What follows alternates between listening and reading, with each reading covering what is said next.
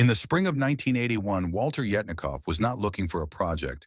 He was the president of CBS Records, a man who operated in a world of certainty. Contracts, margins, chart positions.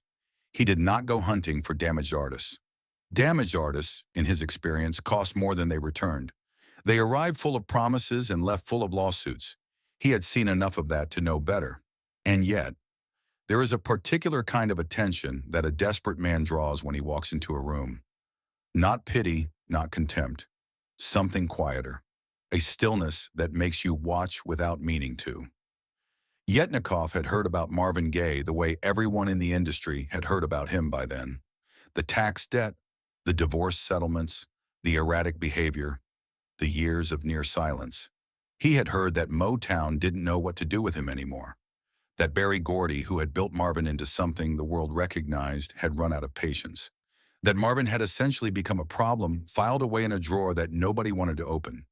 What Yetnikoff had not heard, what no one was saying out loud, was that there might still be something left inside that particular problem worth finding. He flew to London in the spring of 1981, not specifically to see Marvin. He was there on other business, the kind of business that filled his calendar and kept him moving across time zones without sleeping enough. But someone arranged a meeting, and Yetnikoff went, more out of curiosity than any real intention. Marvin arrived late, which surprised no one. He sat down across from Yetnikoff with the careful posture of a man who had spent too long watching people decide things about him. He was thin. His eyes moved in a way that suggested he was tracking several conversations at once. The one happening in the room, and at least two others taking place only in his head. He spoke quietly.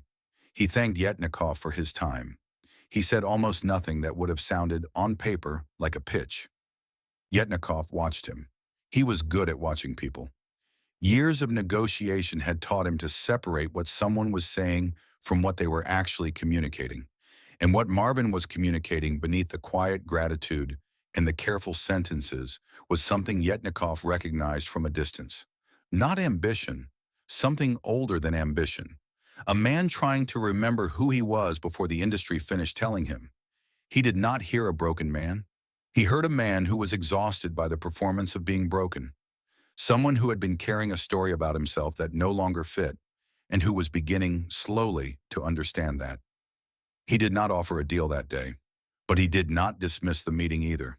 He went back to his hotel and thought about it for longer than the situation seemed to warrant. He had signed difficult artists before.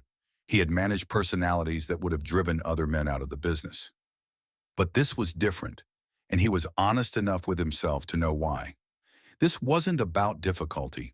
This was about whether there was still a record inside a man who had every reason to believe he was finished.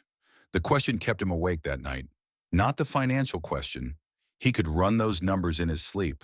The other question, the one that didn't have a formula. Marvin Gaye had not released a studio album in 4 years. His last record for Motown, Here My Dear, had been a critical and commercial failure. A sprawling, bitter document of his first divorce. An album so raw and personal that the label had barely promoted it and audiences had mostly ignored it.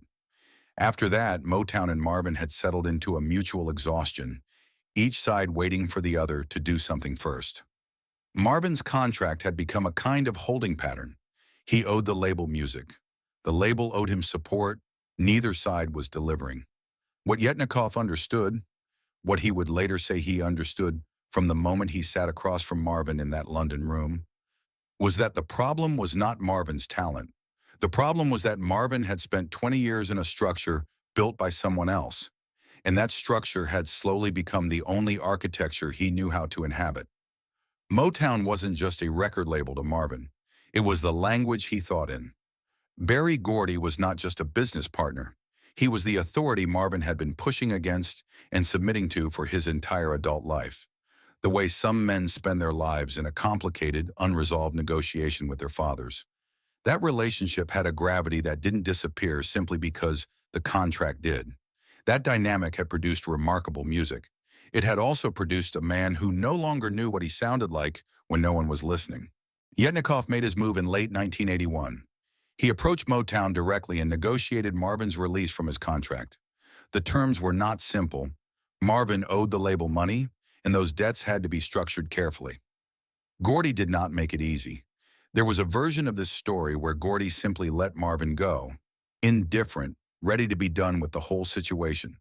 But the version that people closer to those negotiations describe is more complicated. Gordy was not indifferent. He was something closer to wounded, a man releasing something he had invested in deeply, and doing it badly, which is the only way most people know how to do that kind of thing. The two men had built something together over 2 decades. Letting go of it was not clean for either of them, even if neither would have admitted that at the time. Marvin signed with Columbia Records in the early months of 1982. He did not celebrate. People who were around him during that period describe a man who moved through the transition quietly, as if waiting for something to go wrong. He had been promised freedom before, in smaller ways, and freedom in the music business had a way of meaning something different than it sounded. He left for Belgium. He took almost nothing with him. He rented a small apartment in Ostend, near the coast, and for weeks he barely worked. He sat by the window and looked at the North Sea and did very little of what Columbia was waiting for him to do. Yetnikoff received reports. He did not panic, which was itself a kind of decision, one that cost him something, because his instinct was to move, to push, to accelerate. He made himself wait instead. What Yetnikoff had understood, and what he would later articulate in ways that were blunter than most executives allow themselves to be, was that signing Marvin Gaye was not the same as signing an artist with a clean slate and a full tank. You didn't sign Marvin in 1982 and get 20 years of built-up creative energy ready to detonate. You signed someone who had been managed and shaped and corrected for so long that he had to find the signal beneath all that noise. Had to remember in some functional sense what his own instincts sounded like without someone else's approval system running in the background. That was not a process you could schedule. It did not have a deadline, and pushing it would guarantee that whatever came out sounded like exactly what it was. Music made under pressure by someone trying to prove he could still do it, rather than someone who actually needed to say something. That took time. Yetnikoff gave him time, not out of patience exactly, but out of a calculation that the alternative would produce nothing worth releasing. In the months that followed, something began to shift. Marvin started working in a small local studio, arriving late at night and staying until morning. The sessions were spare, a drum machine, a synthesizer, his voice layered over itself in ways that sounded like a conversation he was having alone. The music that was emerging was unlike anything he had made at Motown. It was unhurried. It was intimate in a way that felt unguarded rather than performed. There was no production sheen covering the edges.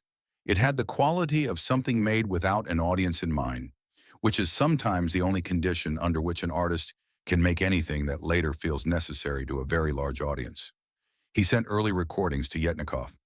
Yetnikoff listened and said very little, which was the right thing to say. He told Marvin to keep going. He did not tell him what the record needed to be.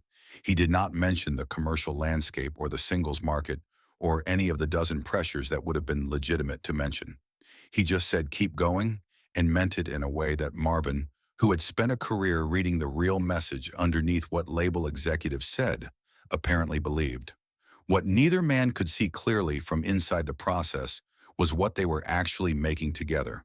Not just a record, but a test of something the music industry rarely allowed. Whether the conditions you give a person matter as much as the person themselves. Motown's answer over 20 years had been consistent. Control the conditions, manage the image, deliver the product. It had worked extraordinarily well by every measure the industry recognized, but it had also produced a man who had stopped trusting his own ear, who had second-guessed his instincts so many times that he could no longer locate the original signal.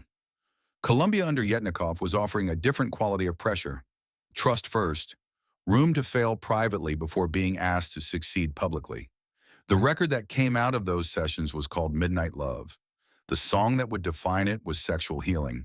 When it was released in September 1982, it reached a new audience and reminded an older one that the voice they had loved in a different decade was still there, still capable of something that moved people in ways they struggled to describe. Marvin won 2 Grammy Awards the following year. He stood at the podium and thanked people and smiled in the photographs. The photographs showed a man who looked, from a distance, like someone who had won. What he did not say, what he did not know how to say, and perhaps had not yet found a language for, was that the record had cost him something he hadn't expected to pay. He had wanted freedom from Motown, from Gordy, from the structure that had defined him. He had gotten it. And what he discovered on the other side of that freedom was not the relief he had imagined, but a different weight entirely. The weight of having no one to blame for the silence, no external force to resist, no architecture to push against. He had spent 20 years at Motown learning one grammar. Columbia had offered him a blank page. And blank pages, for some people, are not liberation. They are a kind of vertigo. The Grammy wins, the chart success, the interviews and photographs. All of it was real, and none of it resolved the thing underneath. Yetnikoff had made the bet and won it. He had seen something in Marvin that the industry had stopped looking for, and he had been right. The record existed. The voice had returned. The world had heard it. But the man who had made that record moved back to Los Angeles after the tour and moved back into his parents' house on Gramercy Place and kept carrying what he had always carried. The thing the music could transform but never dissolve. The thing that lived below the career, below the contracts and the chart positions, and the 2 gold Grammy statuettes that now sat somewhere in that house, in a room Marvin did not go into very often. Yetnikoff had given Marvin a door. Marvin had walked through it and made something that mattered. What waited for him on the other side of that door, though, was still the same house, the same rooms, the same unfinished conversation with everything that had shaped him before any record contract had ever existed. That was not Yetnikoff's failure. It was not anyone's failure exactly. It was just the limit of what a record deal can do for a man who is at war with something that lives entirely inside himself. The music Marvin made in Belgium was as close to honest as he had ever been on tape. And honesty, in the end, was the one thing no label could manage or protect or package into something safe. Yetnikoff had understood the bet. He had won it. What he could not have known, sitting across from Marvin in that London hotel room in 1981, was that winning was not the same as saving, that a voice recovered is not always the same as a man recovered, that sometimes the music comes back before the person does, and sometimes the person never quite follows. That distinction, small, quiet, almost invisible beneath the success, was the one thing his calculation had not accounted for. And by the time it became visible, it was already too late to adjust for it.